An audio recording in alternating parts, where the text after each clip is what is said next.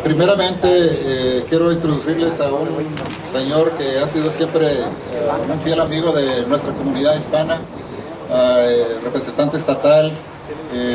Ha trabajado arduamente para luchar para los beneficios no solamente de aquel que es ciudadano, sino también el que viene reciente arribado aquí a este país.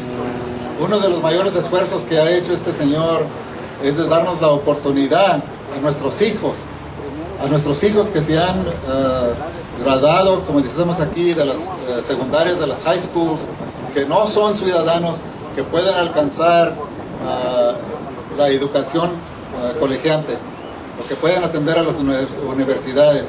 Esos esfuerzos vienen casi puede decir uno sin calificación, que fueron solamente los esfuerzos de este hombre. Y por eso nosotros en esta organización, tanto Mocrecen como el GI Forum y muchas otras, nosotros le damos nuestra mejor bendición, si no más, y esperamos mucho más de él en el futuro. El señor Rick Noriega. Rick, si me puedes acompañar, por favor. Gracias, Francisco.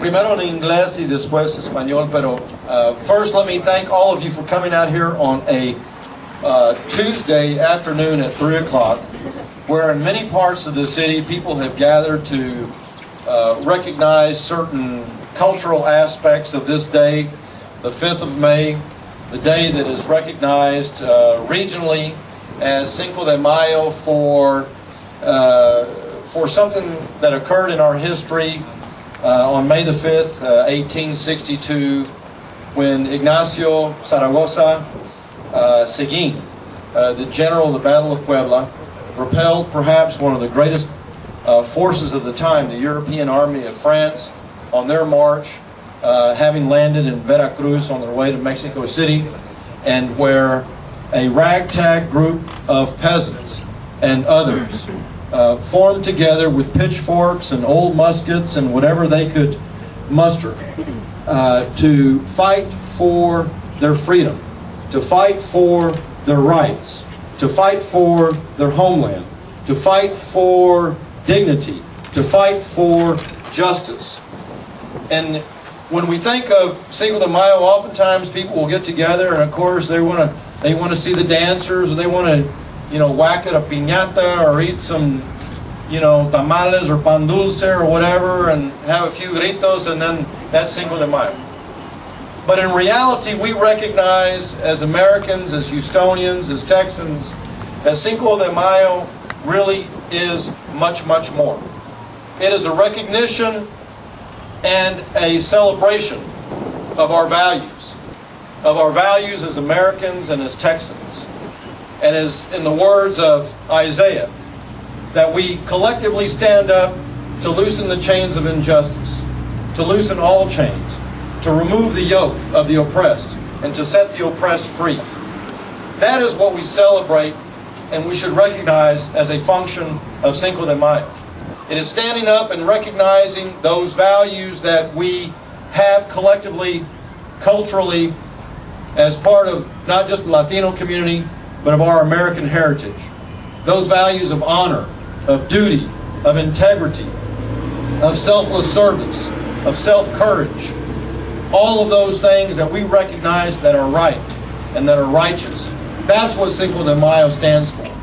And so what I'm particularly proud of this day is that our friends from LULAC and Crescent and GI Forum and others have sought to look at this day as a day that we say that it's time for immigration reform here in the United States of America. Ya es tiempo. Ya es tiempo. I would like to ask the question of the audience, if I may. How many of you here are members of an American Indian tribe, are a legal member of an American Indian tribe that actually vote with an American Indian group somewhere here in this nation? Okay? What that means is each and every one of us here are immigrants. We are a nation of immigrants. Whether it is, if from a biblical perspective, in the book of Genesis, because we were all visitors once in the land of Egypt, whether it is in our Declaration of Independence, where one of the charges against the King George at the time was that King George would not recognize persons from other countries. Immigration was an issue within the Declaration of Independence, whether it's the words that are stated on the Statue of Liberty, bring me your huddled masses, or whether it is within those of us in my faith within the New Testament of what constitutes great nations of the world, as talks about in the book of Matthew about when the great nations of the world are assembled as brought together as sheep and goats. And when I was hungry, you gave me to eat. When I was thirsty, you gave me to drink. When I was a visitor, you welcomed me in. That is what constitutes great nations. And we are once again in the throes of a very important issue that will define us as a nation, of who we are, of what our fundamental values are. And we recognize too that one of those values is the value of free speech. And we recognize through different eras in our nation's history, we have had immigration debates. And there has always been a loud and very vocal voice that does not believe that we should be a nation of immigrants. And I have given close to 30 years of my life in uniform so that those persons can have that voice. But in this debate, where we are today, what that means is that organizations like LULAC and CRECEN and GI Forum and others, that voice for the righteous and for justice must be louder. It must be louder than those voices that are out there that would present misinformation, that would not put a face on the reality of our day-to-day lives, and not put a human side to the element of immigration reform. And so, my brothers and sisters, I want to thank you for coming out here on a Tuesday afternoon. And today, this Cinco de Mayo, has to be a call to action. It has to be a call for what's right, for the values that our nation stands upon. It has to be this day that we recognize that as a part of this community, we are going to go out there day in and day out, challenge myths, truths, misinformation, and educate folks on the need for immigration reform here in this state and in the United States. Are we going to do that? Are we going to do that this day?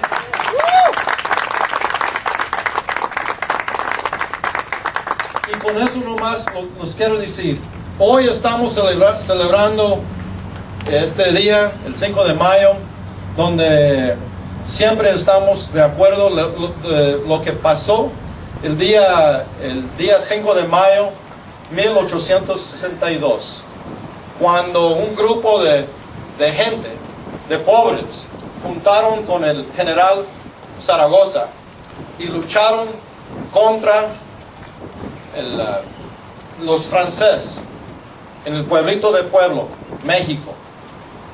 Y estamos celebrando hoy no nomás esa batalla, pero estamos celebrando los valores de nosotros, que tenemos que siempre luchar cada día para justicia, para los derechos de los pobres, los derechos de todos. Y hoy, en este día, cuando necesitamos reforma de inmigración, es algo que cada de nosotros tenemos que hacer, que tenemos que luchar. Hoy tenemos que hacer esa lucha para nuestros hermanos y hermanas, para nuestras familias, que ya es tiempo que tenemos reforma de inmigración aquí en este país.